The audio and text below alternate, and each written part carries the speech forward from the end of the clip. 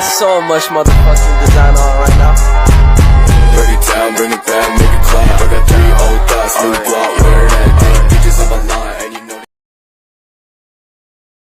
Assalamualaikum warahmatullahi wabarakatuh. Perkenalkan, nama saya Samsul Huda dari Prodi Sistem Informasi. Di sini saya akan menjelaskan tentang metode transportasi yang terdiri dari 4 kategori, yaitu FEM, NWCR, Stepping Stone Method, dan MODI. Pengertian dari Vogel Approximation Method atau biasa disebut FAM merupakan salah satu metode dalam teori transportasi yang digunakan untuk memecahkan masalah alokasi optimal sumber daya dengan biaya minimum dalam situasi di mana terdapat keterbatasan transportasi.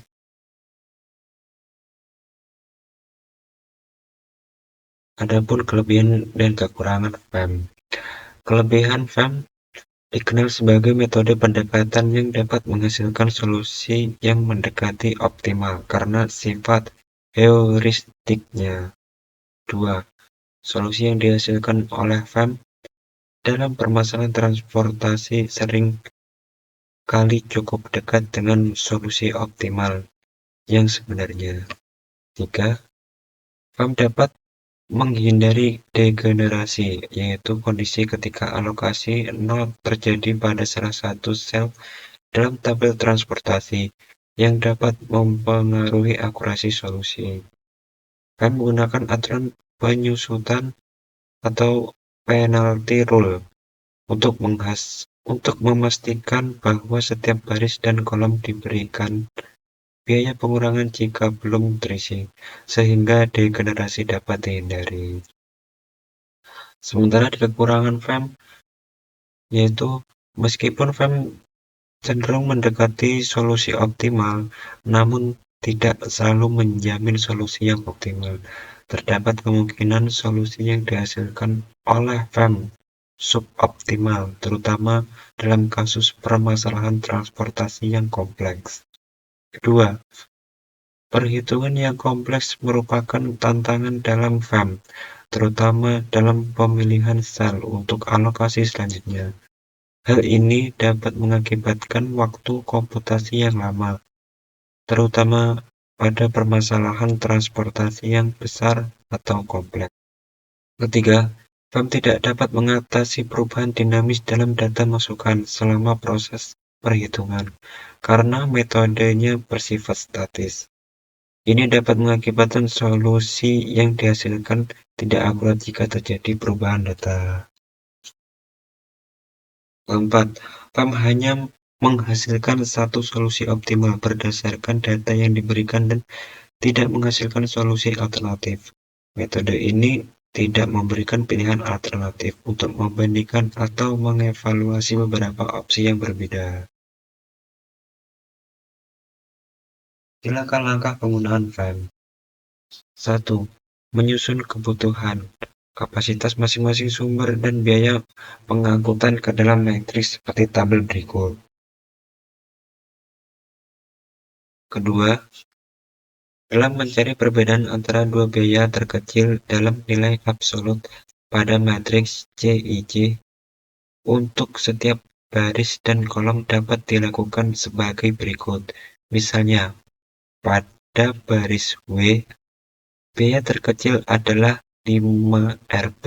Biaya terkecil kedua adalah 8 Rp.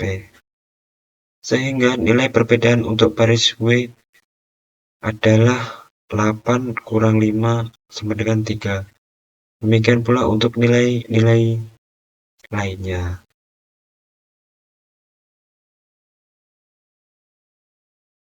3. Memilih satu nilai perbedaan yang terbesar di antara semua nilai dari semua nilai perbedaan pada kolom dan baris. Baris P memiliki nilai perbedaan terbesar, yaitu 9. 4. Selanjutnya, isikan nilai tersebut pada salah satu segi empat yang termasuk dalam kolom atau baris terpilih, yaitu pada segi empat yang memiliki biaya terendah di antara segi empat lain pada kolom atau baris tersebut. Isinya dilakukan sebanyak mungkin. Metode Northwest Corner Rule atau NWCR. Northwest Corner Rule adalah salah satu metode termudah untuk menemukan solusi yang layak untuk masalah transportasi. Sebelum masuk ke detail tentang aturan sudut barat laut, mari kita ingat apa itu masalah transportasi.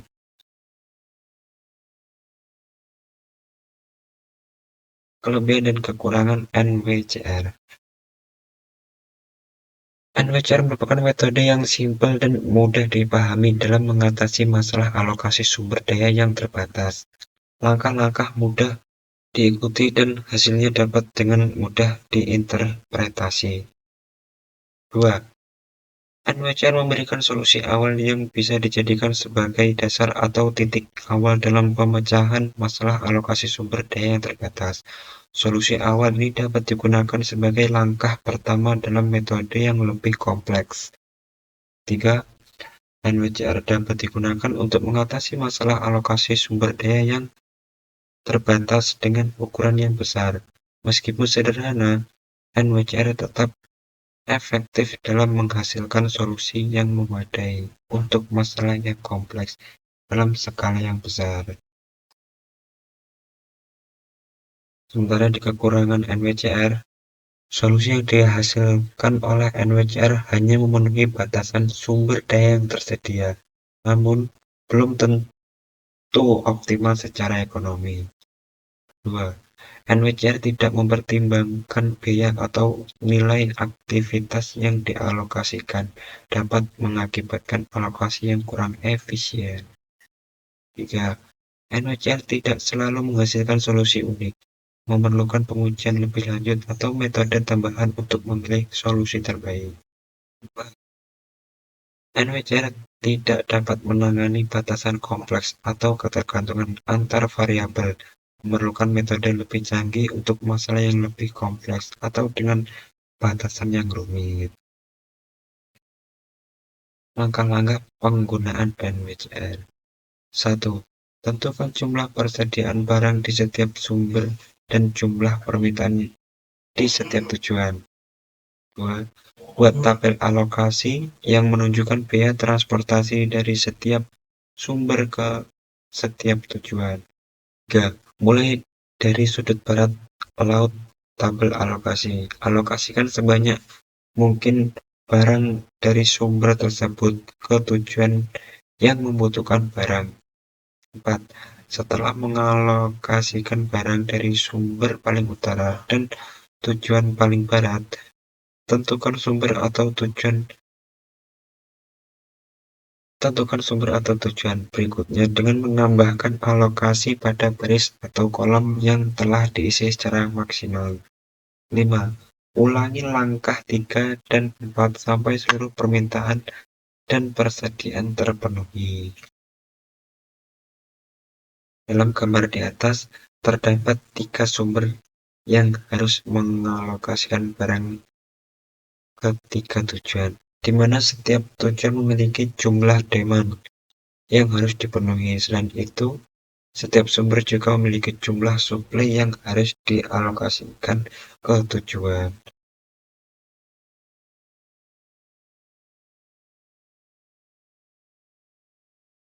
Tipping Stone Method adalah suatu metode atau teknik dalam masalah transportasi untuk mencari optimal solution atau less cost dengan cara trial dan error dalam kolom-kolom yang masing-masing kosong yang memiliki biaya terendah. Kelebihan dan kekurangan stepping stone. 1. Dapat mencapai solusi optimal dengan memeriksa jalur-jalur alternatif, sehingga mengoptimalkan alokasi sumber daya terbatas. 2. sangat fleksibel dan dapat diterapkan dalam berbagai jenis masalah alokasi sumber daya, seperti transportasi, distribusi, dan alokasi sumber daya lainnya, untuk mengoptimalkan alokasi sumber daya dalam berbagai konteks bisnis atau industri. 3. Memberikan fleksibilitas bagi pengguna untuk memutuskan alokasi optimal sesuai dengan tujuan bisnis atau kebijakan perusahaan. Sementara di kekurangan stepping stone, 1. Proses penelusuran jalur alternatif stepping stone yang kompleks bisa sulit diimplementasikan dalam masalah yang lebih besar dan kompleks. 2. Metode ini lebih efektif dalam masalah alokasi sumber daya yang sederhana dan memiliki batasan yang relatif sederhana. 3. Metode stepping stone sangat sensitif terhadap perubahan data, seperti perubahan dalam biaya pengiriman atau permintaan.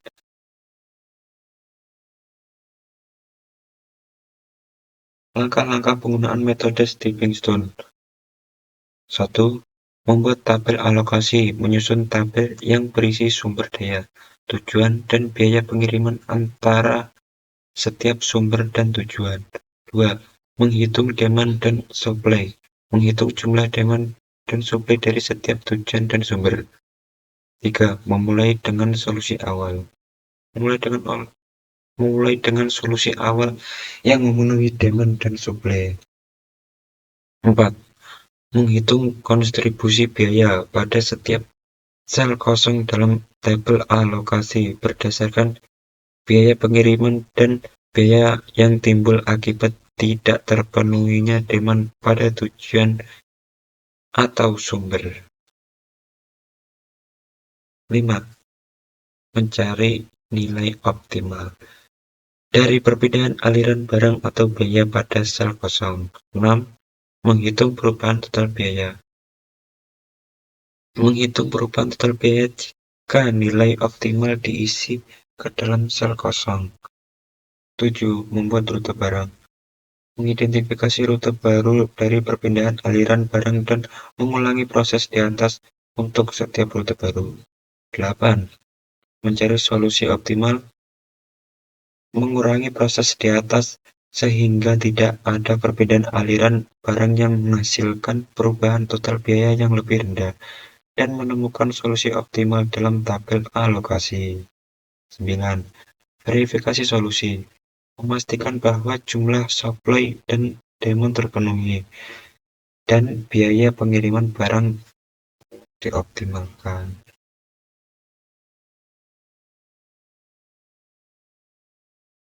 Dalam tabel ini terdapat sumber, yaitu sumber 1, sumber 2, dan sumber 3, dengan jumlah supply masing-masing 250, 300, dan 200.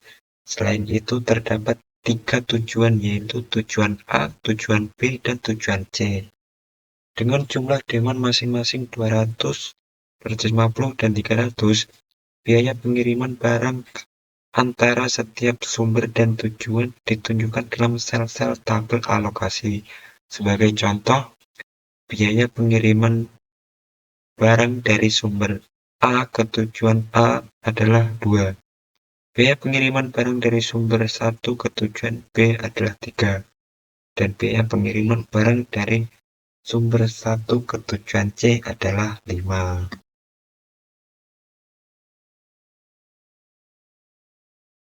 Next, ke Modified Distribution Method, atau sering disebut juga sebagai Modified Distribution Technique, adalah metode dalam teori optimasi yang digunakan untuk mengatasi masalah alokasi sumber daya terbatas dalam distribusi barang atau jasa. Metode ini adalah variasi dari metode distribusi yang menggabungkan teknik linear programming dengan konsep alokasi proporsional. Ada kelebihan dan kekurangan di mode. 1. Simplicity. Metode ini relatif sederhana dalam penggunaannya karena menggabungkan teknik linear programming dengan konsep alokasi proporsional, sehingga lebih mudah untuk diimplementasikan. 2. Pengaturan kapasitas. Metode ini memperhitungkan batasan kapasitas dari setiap sumber daya dalam alokasi sehingga dapat membantu dalam mengatur penggunaan sumber daya secara optimal. 5. Fleksibilitas.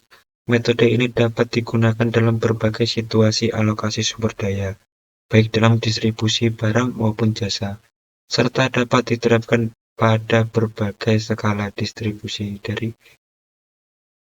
yang sederhana sehingga kompleks. Di kekurangan modi, 1. Pengabadian ketergantungan antar variabel. Metode ini cenderung mengabaikan ketergantungan antar variabel dalam alokasi, seperti efek saling ketergantungan antara satu sumber daya dengan sumber daya lain, atau satu tujuan dengan satu tujuan lain, sehingga mungkin tidak menghasilkan solusi optimal dalam situasi yang kompleks. 2. Ketidakakuratan dalam proporsi alokasi.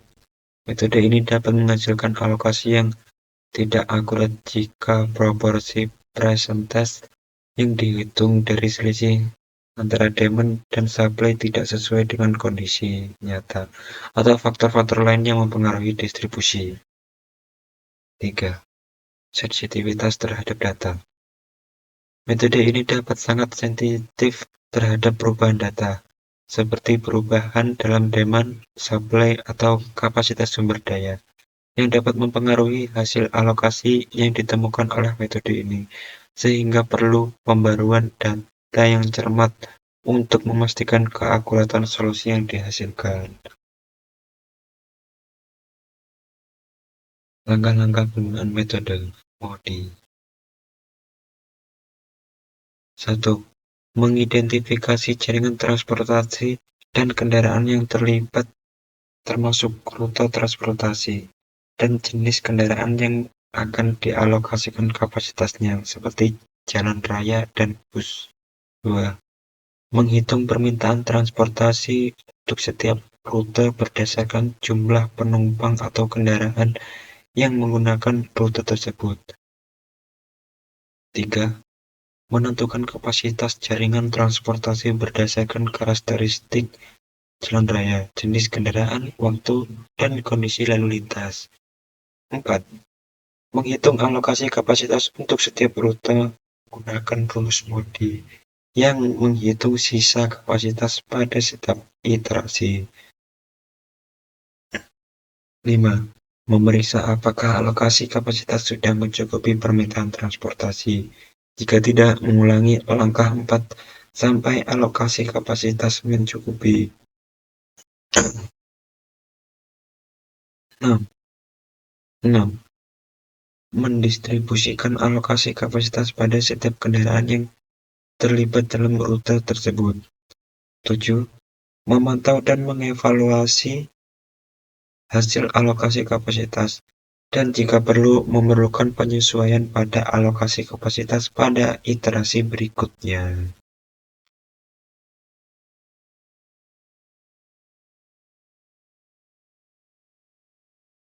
Dalam tabel contoh di atas, terdapat 4 rute transportasi, rute A, B, C, dan D, dengan permintaan dan kapasitas jaringan transportasi yang berbeda-beda.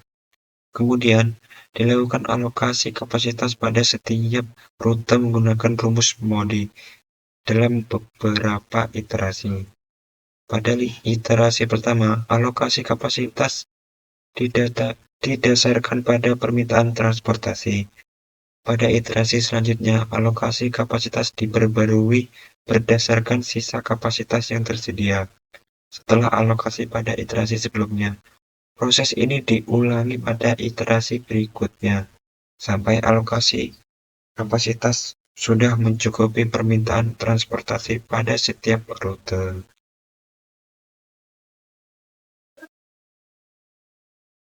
Kesimpulan dari keempat metode. Yang pertama, metode Vogel Attraction Method, Northwest Corner Rule, Stepping Stone Method, dan Modified Distribution Method. Adalah keempat metode ini digunakan untuk memecahkan masalah alokasi sumber daya dalam perencanaan dan pengendalian transportasi. Setiap metode memiliki prinsip, langkah-langkah, dan rumus yang berbeda untuk mengoptimalkan alokasi sumber daya, seperti kapasitas, permintaan, dan biaya dalam sistem transportasi. Kesimpulan ini dapat membantu mengambil keputusan untuk memilih metode yang sesuai dengan situasi dan kebutuhan perencanaan transportasi yang spesifik. Itulah penjelasan dari saya keempat metode transportasi. Apabila ada kekeliruan dan kurang nyaman dalam penjelasan saya mohon maaf karena masih tahap pembelajaran. Sekian dari saya. Assalamualaikum warahmatullahi wabarakatuh.